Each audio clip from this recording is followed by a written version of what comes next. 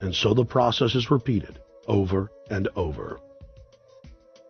For their program to work, it is essential that the people not learn that the presidency is now nothing more than theater, because if they did, the people would stop looking at the pawns and start looking for the king. Through this system of deceit, the elite's criminal agenda can continue forever because the people waste all of their political energy debating the media's spectacle instead of investigating the globalist agenda. Number 10.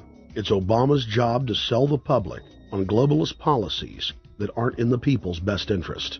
But the overlords have many salesmen.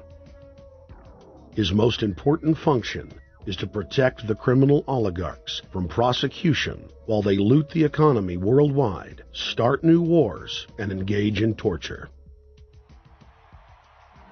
They're called Generation O, and they were the key to Barack Obama's White House win.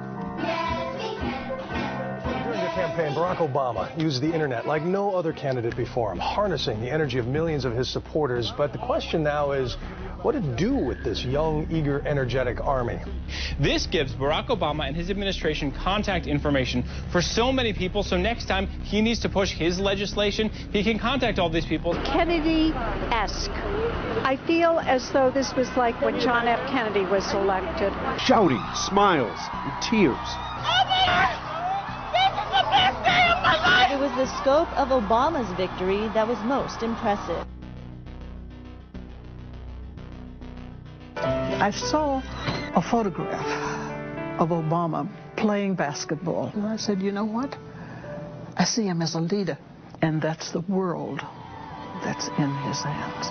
Own a piece of history, commemorating the day the world changed forever. His confident smile and kind eyes are an inspiration to us all. In summation, Barack Obama is a Madison Avenue created fad. All of the crazed Obama worship, being pushed by the corporate media, is scientifically designed to capture the public in a net of peer pressure mass euphoria. If the New World Order can just distract the public for a few more years, the elite can finish constructing their police state control grid. Now, a lot of times, we don't want to know the issue. Right. We don't want to know the issue. We feel, what do you call this thing where you get this false sense of gratification, but because a black man is in office, everything's going to be all right. No, everything's not going to be all right. Yeah. Until you look into the agenda and what the Democratic Party has been about, is about, and will be about, regardless if Barack Obama is the president or not. And that's real. Barack Obama is the perfect Trojan horse. He makes the people feel like they finally have a place at the table, even as he betrays them. I won't have to worry about paying my mortgage. Oh, it's such a blessing to see you, Mr. President. Thank you for taking time out of your day. Never in my life will things like this ever happen. Sadly, many Obama supporters can't see what's right in front of their faces because they've already invested their very identity in this artificially created cult movement. Throughout history, it has happened over and over again. People turn their intellect over to cult of personality mass movements, and it's happening again. The evidence presented in this film is documented fact, and those that ignore what history has taught us do so at the peril of us all.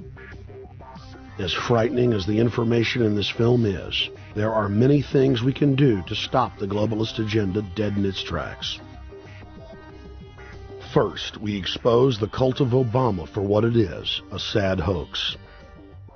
Next, realize that we are all being propagandized 24/7. Investigate all information for yourself, be it political parties, the media, or this film. Be aware of the tricks that the elite use, like the staging of false flag terror attacks and other crises. Rediscover the Constitution and Bill of Rights. Promote a culture of true liberty. There is a reason the internationalists are attempting to destroy the sovereignty of all 50 states. They know it is one of the biggest threats to their domination. The federal government has been completely hijacked by foreign interest, and more than 25 states have recognized this fact and are moving to block the New World Order at the state level by declaring their 10th Amendment powers. But most important of all, there is a huge awakening taking place in the United States and across the world against the globalist agenda. Free people everywhere are joining together and saying no to corruption and tyranny, and no to world government.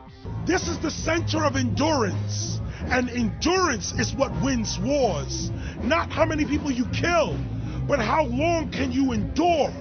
George Washington lost almost every battle he had, but he endured. He out-endured the British, and that's how the battle was won. Endurance.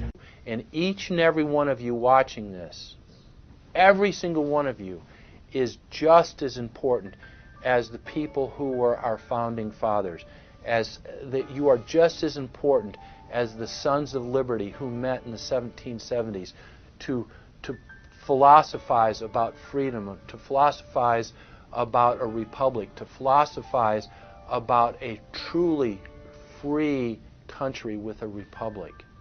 There's 1 billion people on the planet. It only takes one to change it. Are you the one? There may be everybody in your classroom bugging out. Your whole school may be on fire with kids wild and bringing guns. But are you the one? Nature has a way of abundance. Nature puts out a lot of stuff looking for the one. So if you're going to go along with the trend of let's just kill each other, let's disrespect each other, then you're part of nature's plan as well, to be part of just the excess. But if you think more of yourself than just being the excess, you'll do more for yourself. Are you the one? Everybody's not going to make it, but you have an opportunity to save yourself. Well, we don't have to look back thousands or even hundreds of years to see how dangerous this present-day situation is. We can look back to Bolshevik Russia. We can see the takeover by the Bolsheviks talking about the people's revolution, talking about the positive change. And Lenin came in and then Stalin.